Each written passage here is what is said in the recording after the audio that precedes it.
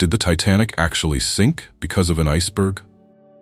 Welcome back to Time Frame, where we explore history's most intriguing events and unravel the truths behind them. Today, we dive into one of the most famous maritime disasters in history, the sinking of the Titanic. Did it truly sink because of an iceberg, or is there more to the story? Let's explore the facts, the myths, and the theories surrounding this tragic event. On the night of April 14, 1912, the Titanic was on its maiden voyage from Southampton to New York City. It was touted as the largest and most luxurious ship of its time, deemed unsinkable by many. However, just before midnight, disaster struck.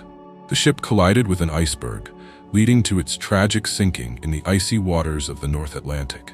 For many years, the narrative has been straightforward. An iceberg caused the Titanic to sink. But as we delve deeper, we uncover layers of complexity that challenge this conventional belief.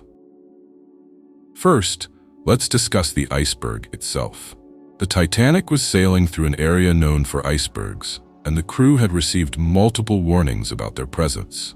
Yet the ship was traveling at a high speed, a decision made in part to impress the passengers with a swift arrival.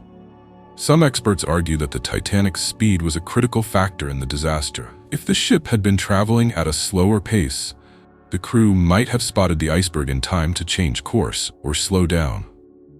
Next, we must consider the ship's design and construction.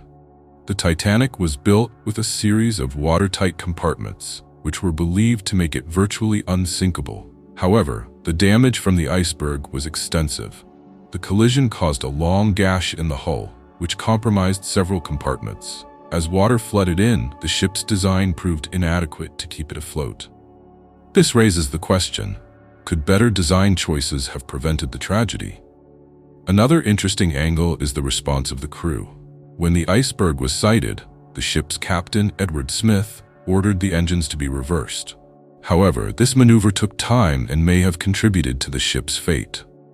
Some historians suggest that a more decisive response could have saved the ship. Then there's the human element. The Titanic was filled with passengers from various backgrounds, and the response to the emergency was chaotic. Lifeboats were launched, but many were not filled to capacity, leaving numerous individuals behind. This aspect of the disaster reveals a tragic truth about the class distinctions of the time, where some individuals had a better chance of survival than others. Additionally, theories have emerged over the years suggesting that the Titanic may have been cursed.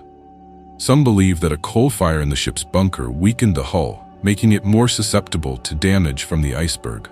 While this theory lacks concrete evidence, it adds another layer of intrigue to the story. So, did the Titanic sink solely because of an iceberg? The answer is complex.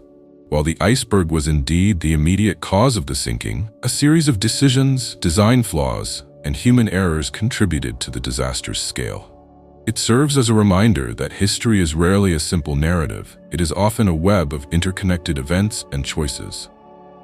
As we reflect on this tragedy, we honor the lives lost and the lessons learned. The sinking of the Titanic remains a powerful story of hubris, caution, and the fragility of human achievement. Thank you for joining us today on Time Frame as we explored the multifaceted reasons behind the Titanic disaster. If you found this video insightful, please give us a thumbs up and consider subscribing for more captivating historical content. Until next time, keep questioning history and uncovering the stories that shaped our world.